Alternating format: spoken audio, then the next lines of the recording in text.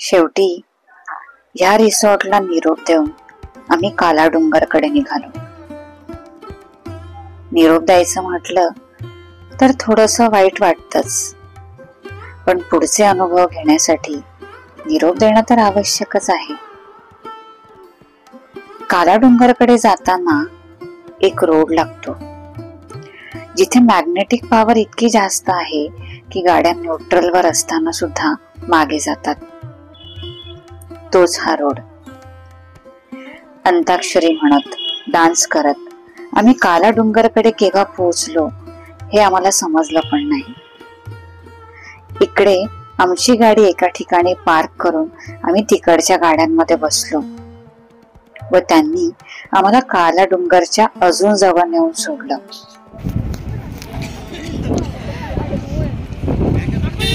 आता आम्ही गाडी एके ठिकाणी सोडली आहे, त्यानंतर इथून जीपने जायला लागतं, छोट्या गाड्यांनी. तर त्यानेच आम्ही आता निघतोय काला डोंगरला.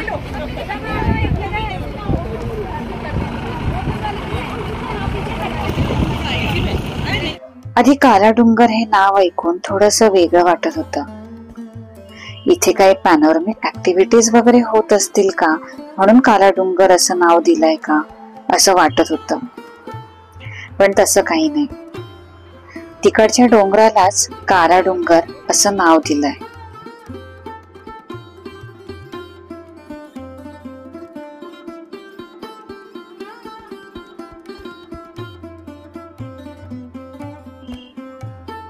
खाली उतरताच सर्व लहान मुलं आम्हाला फेटे बांधून देण्यासाठी मागे लागले. ते 10 मिनिटं बांधून त्यांना 20 रुपये दिले आणि त्यांच्या चेहऱ्यावरचा आनंद मनात साठवून आम्ही पुढे निघालो. जाता जाता रस्त्यात मॅगी, चहाचे भरपूर स्टॉल्स होते. खर तर असं बाहेर गेल्यावर थंडीमध्ये गरम गरम मॅगी आणि चहा घ्यायची मजाच खूप वेगळी असते. पण थोडा वेळ आधीच नाश्ता केल्यामुळे तिथे मॅगी खायचा मोह टाळला, पण चहावर मात्र ताव मारला.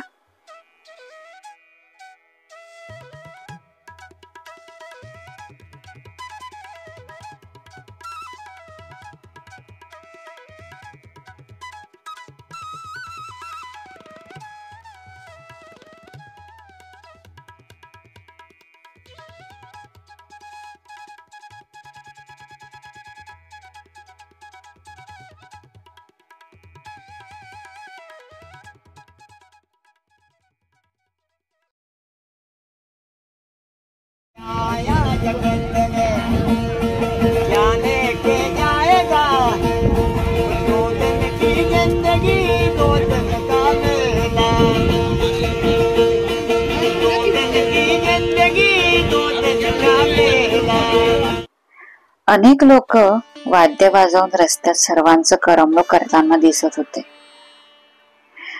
अपेक्षा एकच होती की काही पैसे त्यांना मिळावे.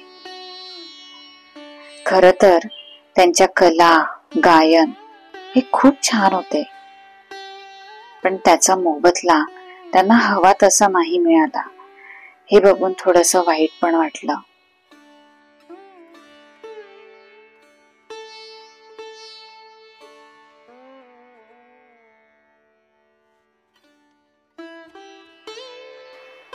काला डोंगरचं वैशिष्ट्य असं की तिथून भारत पाकिस्तान बॉर्डर बघायला मिळते.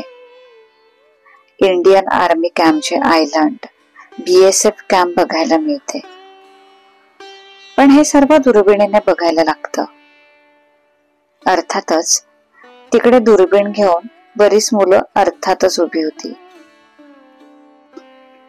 इकडे बघण्यासारखं काय आहे तर हे निळशार अथांग पाणी, एका बाजूला मोठे मोठे डोंगर, थंडगार हवा, या सगळ्या गोष्टी मनाला खूप खुश करत होत्या.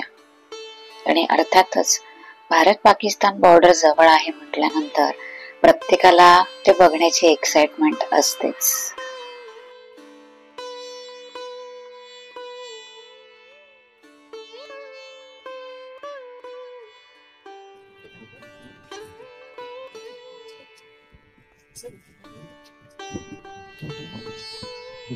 हा जो मोठा डोंगर आहे ह्याच्या पाठी एक ब्रिज दिसतो, तो पाकिस्तानचा ब्रिज आहे. तर इन शॉर्ट इथून पाकिस्तानची बॉर्डर दिसते आणि इथून पाण्यातून जर तुम्हाला एक आयलंड दिसत असेल तर तिथे आपला इंडियन आर्मी कॅम्प आहे. इकडे ह्या बाजूला जे तुम्हाला व्हाईट बॉर्डर दिसते पाण्याच्या आधी, त्या व्हाईट बॉर्डरच्या अलीकडे PSF कॅम्प आहे इंडियाचा.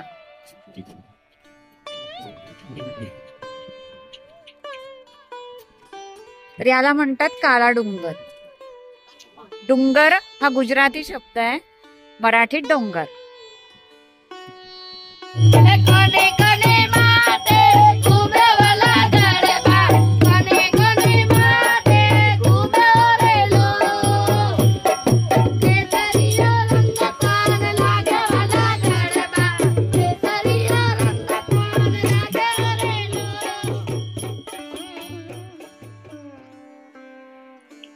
काला डोंगर सोडल्यावर एका छोट्याशा गावात खरेदीसाठी गेलो.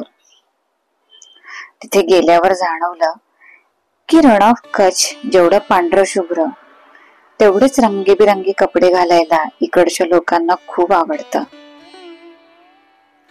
शूटिंग करत असताना सुरकुतलेल्या चेहऱ्यावर एक लाजरेपणा दिसत होता व पदराने त्या बायका स्वतःचा चेहरा झाकत होत्या. त्यांना बहुधा त्यांचे शूटिंग नको होते, म्हणून मी पण त्यांचा मान राखत त्यांचे चेहरे कॅमेऱ्यामध्ये घेण्याचे टाळले व पुढच्या प्रवासाला निघाले. व्हिडिओ बघितल्याबद्दल तुमचं खूप आभार. Thank you so much.